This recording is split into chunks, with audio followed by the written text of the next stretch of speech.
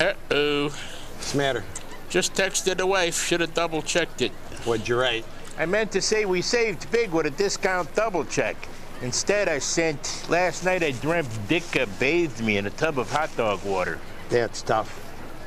Dad autocorrect. It'll get you.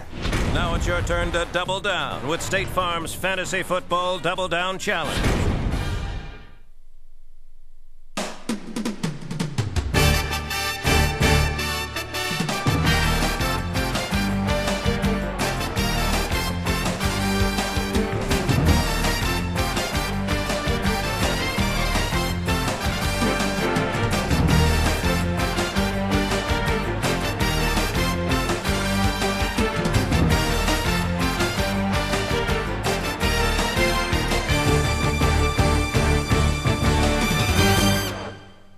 Welcome back once again to The Rush. As always, I'm Danny Fry, and on this edition of The Rush, we bring you highlights from the Titans football game at Lanphier, along with a preview of the big SHG football game tonight. The Glenwood soccer team battled for the CSA title Tuesday night, and the Lady Titans volleyball team went on the road to play Lanphier as well. Of course, The Rush has a ton of exclusive features and results, but right now, let's begin the program.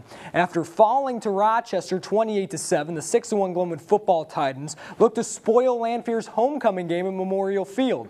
Here now is the guest anchors, Glenwood defensive lineman Aaron Williams. Aaron, thanks for coming on. You're welcome. No problem. Now, you guys, what was the team's mindset, trying to bounce back from that tough loss to Rochester? I mean, for the most part, we were trying to just put the loss behind us and just move on from there. Now, you're trying to move on against the Lanphier Lions. Let's take a look at the highlight right now. The Titans and the Lions, unfortunately it was the Lions homecoming game. Cheerleaders had a little issue with the banner, but you guys still ran through it. We're trying to run through the Lanphier Lions. Yeah. A little bit of trouble here though. 6:08 to play in the first quarter. Map Nice fumbles recovered by the Lions. How'd you guys defense related to step up from that? Yeah, we had to make sure we executed everything, make sure we did everything right at that point. On the very next Glenwood possession, though, a 41-yard TD pass to Rocky Morse. That with 2:39 left in the first quarter. Rocky's really turned it on of late, Aaron. Rocky's really turned it on, really stepping it up since the Rochester game. Yes, yeah. He's stepped up.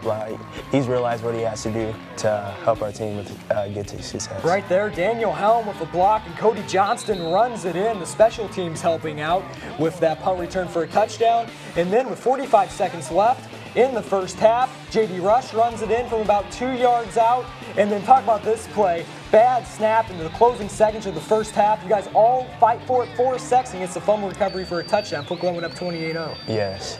I mean, you guys went up there really battling for it, and you guys were able to pull it out and cruise in this game 42-0. Yeah. Now, Helm, he had 9 tackles, 2 tackles for loss. Rocky Morse, a touchdown. Here's some post-game sound.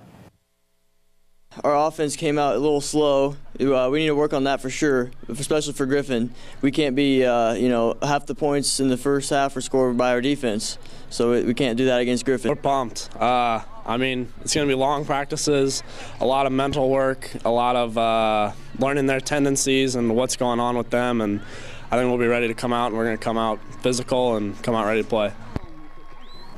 Now, Aaron, you guys got huge game coming up, of course, against the SHG Cyclones at 6-1. Defensively, describe how you guys are playing this year, and really up front, how you guys were able to really hold it down.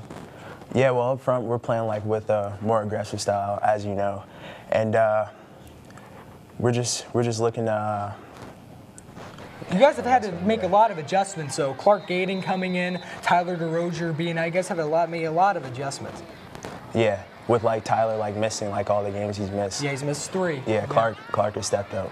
You got a lot of different guys who have stepped up, but on the offensive side, is the offense trying to start clicking right now? Yeah, the offense is pretty much set with the receivers and backs and stuff like that. We're just trying to get our O-line to Yeah, they've kind of had a tough past couple games. A lot of young offensive line though with some juniors. Yeah. And how are maybe some of you guys on the line trying to mentor them a little bit? Yeah, I mean myself, I don't play offensive line, but yeah, we have all juniors and we have a few senior linemen. We're trying to help them out as much as we can. To get them going. Yeah. Now, of course, SHG, they've had the Titans number, we'll mention here a little later, 17 straight times in a row. Do you guys think about that at all heading into the game, or you just try to go at it at a clean slate? I mean, like, myself, I think about it all the time. Like, 17 Is that times. something a little, fuel to the fire a little bit? Yeah, of course. And, like, I think about it all the time, but I don't let that, like, get to me, like, before. Now, what's the first thing when you think of Sacred Heart Griffin football? Do you think of rivals? Do you think we're going to beat them this year, or what kind of runs through your mind? I mean, I always think we're going to beat them this year, always. And you guys have played a lot of tough games. Do you think this new attacking defensive style will help out with that? I think it'll help a lot. Because last year we were more sort of laid back, and they'd kind of throw it down and move down the field gradually and kind of run it down our throats a little bit, be blunt about it. You guys think the defensive line is up for the challenge? I got a couple hard runners led by Anthony Danello, James O'Beebe, and Sam Sargent. Yeah, I think we'll be fine. You guys holding the fort down there. All right, well, Aaron, thanks for coming on. Thank you. And good luck tonight against the Sacred Heart Griffin Cyclones. Thank you. So the Titans are preparing for the rival 6-1 SHG, who the Titans lost to twice last season. But both of those games, Glenwood had to fight back from behind. The Cyclones have defeated Glenwood 17 straight times, dating back to 2002. And yet again, SHG is led by a high-powered offense that Coach York knows will have some big plays the Titans will have to adjust to. We've got to respond. You know, you gotta line back up, and you gotta go win that next little battle. And I think if we can do that and keep things from getting out of hand, I think that with regards to them getting a lead and things like that, I think we'll be fine. I think we've got the game plan, and we've got the players, and I think we're ready to go. And we're gonna have to come up and match them physically, and we're gonna have to match their intensity, and we're just gonna have to get after people. SHG has a high-powered offense that averages 58 points a game, led by the connection from junior quarterback Gabe Green to senior wide receiver and Illini commit Malik Turner. Coach Onken has a certain philosophy to shut down that connection tonight. You know, their offense is based on quick throws, but if you force them into being a little more uncomfortable on their quick throws, then I think that creates some opportunities for you where you might get some tip balls, or you might have an opportunity for some interceptions, things like that. Just like any other Glenwood SHG game, the atmosphere Friday night will be electrifying. I didn't anticipate it to be very big, and then I got on the field the first time, and it was pretty big. So it's always a lot of fun. I always enjoy it. It's very tiring, but very good game to play, and it really shows your character. Whenever you think about Glenwood SHG, big atmosphere, big plays, big game. Every sport we have, basketball, baseball, football especially. I mean, it's a huge game. You get all the fans from all over. You get every single fan from ever. Glenwood senior defensive back and wide receiver Tyler Brown notices a lot of key matchups when it comes to Sacred Heart Griffin. I'm really excited. I think that with all the hype that Dan's going to be getting, they're going to be all over him, me and Rocky.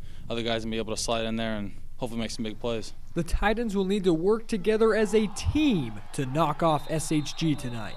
I think this is going to be a team effort. It's going to take everybody. It's going to take all 11 plus some of our backup guys to come in and spell our first string guys. To get a yard, they're going to have to earn it. That's the way we have to play this week.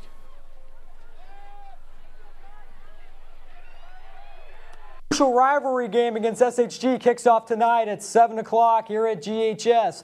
But sure, you want to get there early here in Chatham, as the stadium will be sure to fill up. Also remember that at tonight's game, it's a pink out in respect to breast cancer awareness. Now joining me on set is the Rush reporter Hannah Duncan with how the volleyball team performed on the road Tuesday night. The Lady Titans would look to get back to a groove during this mentally tough season. Lanphier would give Glenwood all they could handle Tuesday night. Let's check out the highlights. So Glenwood versus Lanphier here, your Lady Titans facing off against the Lady Lions. Starting off, Lanphier serve, and they'll serve it. Brooke Bates will hit it here. Kate Reljic will set it up for Sadie Stone. Lanphier is able to hit it back over though, but it'll be out of bounds, so Glenwood point here. Next, Allison Long is serving here. She'll also get 4 blocks on the day in addition to her serving.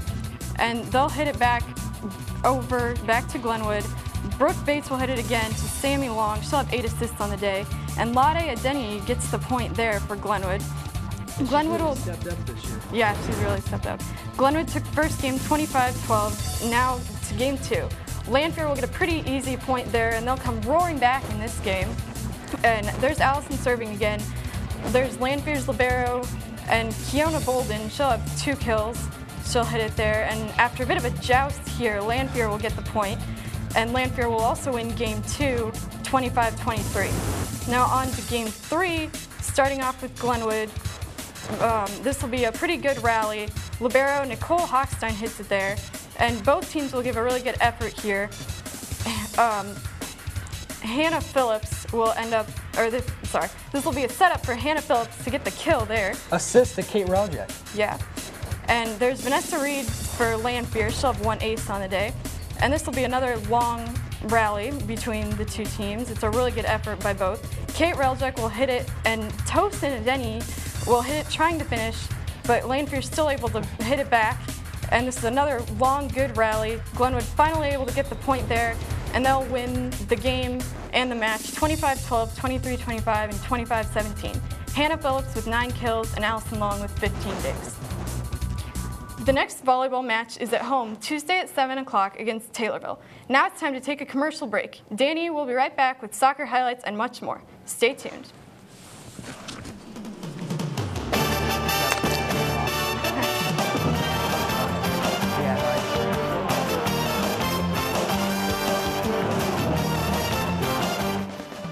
Fat Willie's in Chatham is a great family restaurant that supplies a wonderful dining experience.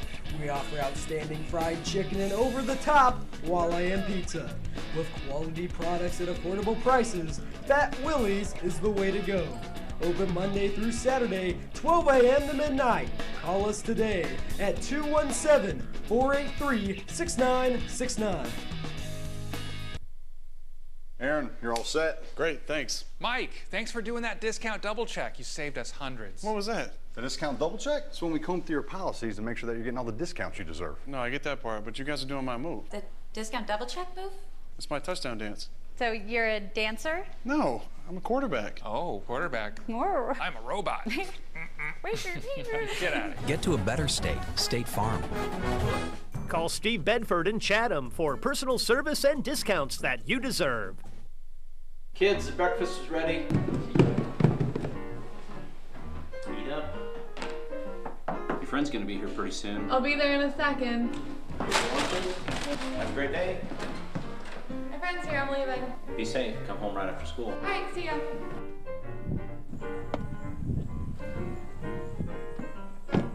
Wow, your dads are really looking out for you. That's not my dad. That's my family's financial advisor, Mr. Sullivan. Sullivan Financial, looking out for your investments and your family. Glenwood boys soccer team faced off against Springfield High Tuesday night with that boys soccer CSA title on the line. Now here's a guest analyst is Glenwood varsity goalie Alex Clark. Alex, thanks for coming on the program. Thanks for having me. So how confident was the team heading in? Just knocked off, had 2 back-to-back thrilling games, Springfield High, Rochester. How confident was the team hosting Springfield High? We really wanted Springfield. It was a game we really wanted to win. Springfield is definitely by far maybe one of the best teams in the CSA, and it was a game we needed and wanted. Now, how much focus was on that CSA title heading in this game? Practice was more rougher, you know, we wanted to just any way we could get ready. We needed to get ready for that game. Now let's go right into the highlights here. The Titans against the Senators battle for the CSA title Tuesday night. Let's take a look at the highlights here.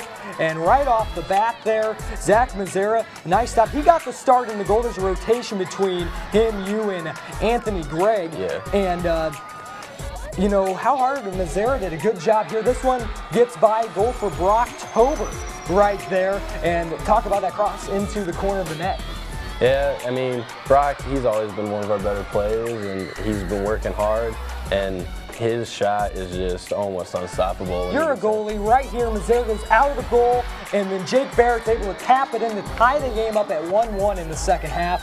Then Springfield High would score with Zephan Marine. He would put just a minute later with 26 minutes left. That would make it 2-1 Springfield High. As we have a very quick-paced highlight, very quick-paced game right here. You guys trying to play defense here, some shifty moves, and eventually this one batted up there? Is you guys trying hard watching it there? Basically, what it comes down to is a defensive perspective. Is really when it comes to defense, you don't jump into the ball because you get beat, and you need to contain and you step when you have the opportunity. And we just didn't have our opportunities that game. Springfield takes.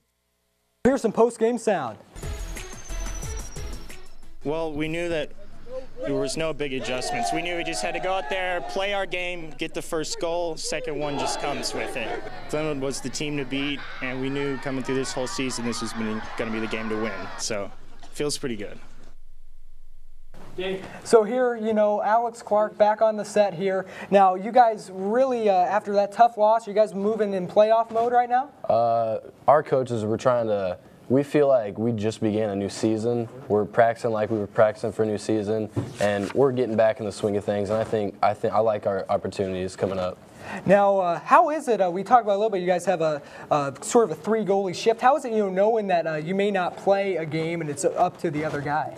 You know, honestly, we're all a team. We're all brothers, and what it comes down to is if I'm not playing that game and let's say Anthony Gregg's playing, I talk to Anthony. We try and get him hyped up for the game. Are you almost like another goalie coach? I know Greg Leip's the goalie coach, but you're almost kind of like another coach out there? Yeah, everybody's always helping each other out on the field. There was practice, whether it's a game. If somebody's not mentally in it, we make sure they're mentally in the game. Now, you talked about starting a new season. What do you guys think you need for this deep postseason run like you had a couple years ago at State? Maybe the first few games are kind of be easier, but we don't take that lightly. Our coaches are always trying to be sticklers about you practice and you play like you're going to win a game, and no matter who you play hard and you put it away. All right, thanks Alex for coming on, and good luck as the postseason's about to begin. Soccer regular season is over with, but the Titans are now in playoff mode as they host the Glenwood Regional and play Tuesday night at 4:30 against the winner of Bethalto Civic Memorial and Taylorville. The Titans boys golf team made it to the Salem Regional. Let's first take a look at the individual results here. Take a look here how the guys stacked up. Here, sectional golf, Cody Hunt had the best score for the Titans with a score of 76 on an 18-hole course. Isaac Byer right behind him, the senior leader, with a 77. And then how they stacked up as a team, Centralia won with a score of 311. High score goes there. Glenwood finishes in 6th with a score of 329. And the top 3 teams were the only ones that were able to advance to state. So the Glenwood golf season is now over with, but both the boys and girls had an outstanding season. The Glenwood girls tennis team faced tough competition as they battled for the CSA tournament title over the weekend. Here are the team results. They played at Washington Park. It was moved from Lincoln to Washington Park. SHG barely wins by Glenwood by 2. SHG with a score of 24.5. Glenwood 22.5, second in the CS8. The girls tennis team plays next Saturday at 9 a.m. at Washington Park at the Springfield Sectional. It's now time for the last commercial break of the day. Eric Burklow will be back with the Pigskin Picks and Top 3 when we return. Also, don't forget about the weekly debate with David Norris and Caleb Fabish. Stay right there.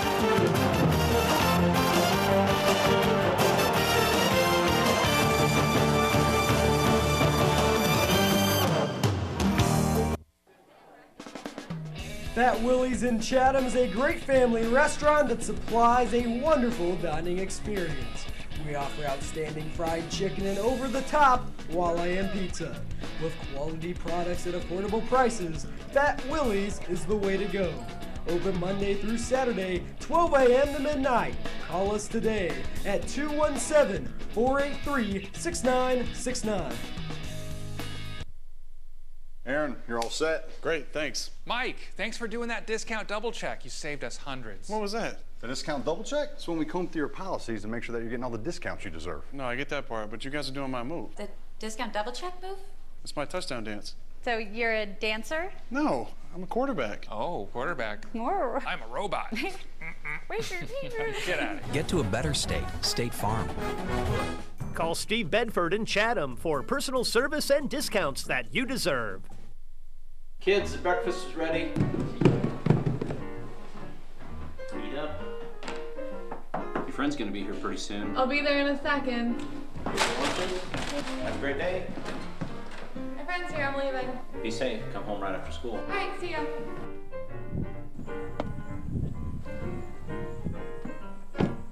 Wow, your dads are really looking out for you. That's not my dad. That's my family's financial advisor, Mr. Sullivan.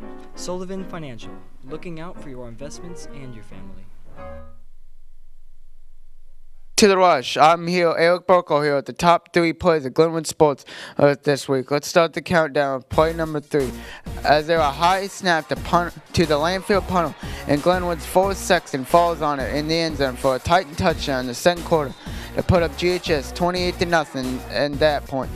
Play number 2 from the soccer game Tuesday against Springfield, as Brock Tobel knocks in a goal from straight away in the corner of the net to put Glenwood up early 1-0.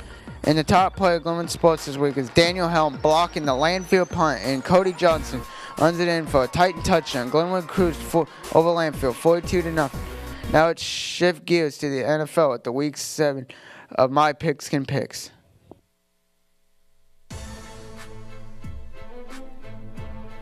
Hello, welcome to my Week 7 picks. Let's get this show started. My first game is St. Louis at Carolina. I think Carolina will win. I think they're going to have a big day running the ball on that 30th ranked run D, and I think they're going to take that momentum from beating Minnesota, and I think they're going to play well at home to beat St. Louis. Our next game is Chicago at Washington. I think Chicago will win. They've had a week and a half off, which is 10 days, so it'll help them rest. Go to Washington, and I think they're going to have a big day on that Washington defense. They're 24th against the pass and 27th against the run, so I think that's why Chicago would take it. My next game is Denver at Indy. I think Denver will win here because their offense is too strong. Indy's had a short week. They have to travel cross coast from San Diego. And it's Peyton Manning's return to Indianapolis. My next game is Cincinnati at Detroit. I think Cincinnati will win. They've won 4 out of 5 since opening day, and I think Andy Dalton will have a big game on that 21st ranked pass D. My upset pick, I got the Giants beating the Vikings. I think they'll have their first win. They've had a week and a half off, and I think that Eli Manning will have a big day on that 30th ranked pass D, and that's why they'll win. I'm hoping these picks hold over the weekend. Now let's send it back to Dane for the weekly debate. Hopefully, you know those picks.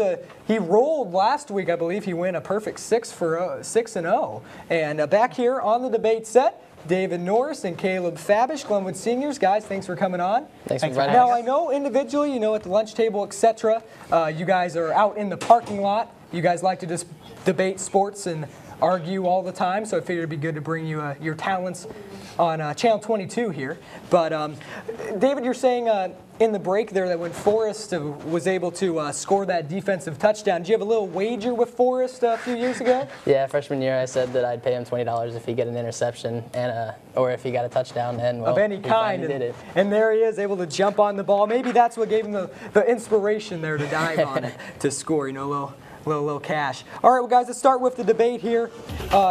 Okay, you're obviously a Chargers fan here. Now, that worked out. You guys both wearing Chargers and Bears gear here. Are you happy with how your favorite team started so far? Denver going for new coach McCoy, and how are you liking what he's doing, and how are they doing so far? I really like what they're doing. They're doing a hurry-up offense, which plays to Philip Rivers' strengths. He can use his mind and beat the defense because he gets to read what the defense is doing and change the play at the line of scrimmage, just like Peyton Manning does. But the Chargers have had a bunch of injuries, so they lost their pass rusher Melvin Ingram. They signed Dwight Freeney from the Colts. He got injured now with a quadriceps injury. He's out for the rest of the season. Yeah. And then we lost Jarrett Johnson, so that's 3 pass rushers out. So our defense is really hurting. But at Indianapolis this week, they did a really good job. Yeah, really, that was, and we'll talk about Indy a little later. But Caleb, with the Bears, we have a nice commercial intro into our show with the Bears. But how do you think the Bears are? They talk about defensive injuries. The Bears are just an older defensive team, and of course you got Jay Cutler. Bears 4-2. Is that about what you expected? That's about what I expected. Yeah, more or less. But with the defensive injuries, like you were saying, we are an old defense, especially Charles Tillman. He was out this past week, and honestly, I think we could have won that game if he were in. But against the Saints, and it wasn't just the defense fault. The offense has been struggling the past couple of weeks. Cutler hasn't thrown an interception, I believe, in the past 2 games, though, which for him it seems like an eternity. But the offensive line, with the addition of Kyle Long, has improved a little bit. I mean, he's just a man among the boys out there, and he does a solid job from Oregon. But still, Cutler's the same old spaz that he is, but he's been showing to get a little better, but it's just the offensive clicking in general. Yeah, absolutely. They are giving him more time to throw it, so that's good, but he just needs to be a little less scared to throw the ball downfield to Brandon Marshall, and now a new weapon that's starting to show up, Alshon Jeffrey, and any other wide receiver options he might have. The key, I think, for the Bears this year is just to beat who they're expected to beat. Beat the Eagles coming up, the Redskins this week, who Eric predicted the Bears would prevail. So hopefully that is the case. Well, let's stay with NFL, and let's move. A big Sunday night primetime game this week is the undefeated Denver Broncos, led by Peyton Manning, against another horse, the Indianapolis Colts. And another side question off that some people are already talking about is Andrew Luck going to shape up Peyton Manning's replacement. Is he going to shape up to be a better quarterback than Manning in the future? Dave, we'll start if you jump down to Caleb. Honestly, I think the Broncos will win. I mean, if you see what San Diego did last week, dominating the time of possession, if you just keep Andrew Luck off the field, you have a pretty good chance of winning. And I think the Broncos are going to be able to move the ball with their running backs because of the injury to Jarrell Freeman. He's got a concussion. I don't know if he's going to play or not. Yeah. But if he doesn't play, that's a big hit on their defense. And then Von Miller coming back from the 6-0 Broncos. Everybody thinks that they're doing fine just without him. They got the number 1 rushing defense, the number 32nd passing defense. Von Miller helped out a lot. Yeah, and Caleb will jump down to you because Indy's defense, it started out awful, then it got a little better, and it sort of went back down to earth against the Chargers. How do you think they'll do against Manning, and do you think Luck could become better than Manning eventually? With the game itself, I think Denver will be able to win. And like you said, with the Colts defense, I don't think they'll be able to stop Peyton Manning because he's still the best quarterback in the NFL right now, even considering his age and how old he is. But with Andrew Luck, I don't know if I could see him being better than Peyton Manning, but I could see him being a top 5 quarterback when he gets a few more years of experience under his belt.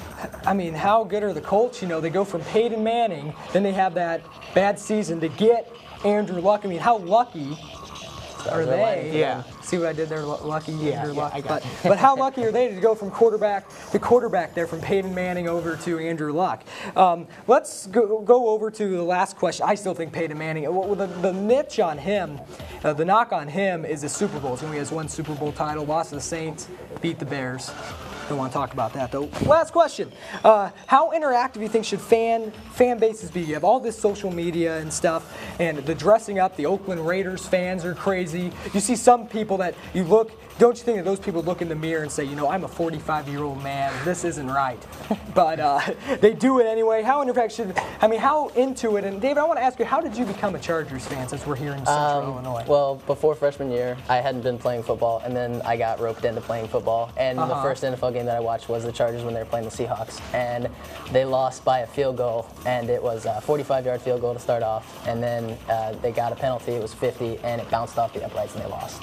So then I started following the Chargers, and I really liked their uniforms because they were wearing the powder blues. The powder blues are a nice uniform. Caleb, we'll just go with you to wrap this up here. Bring us home with how interactive do you think fans can do this? Sometimes get too sucked up in the game?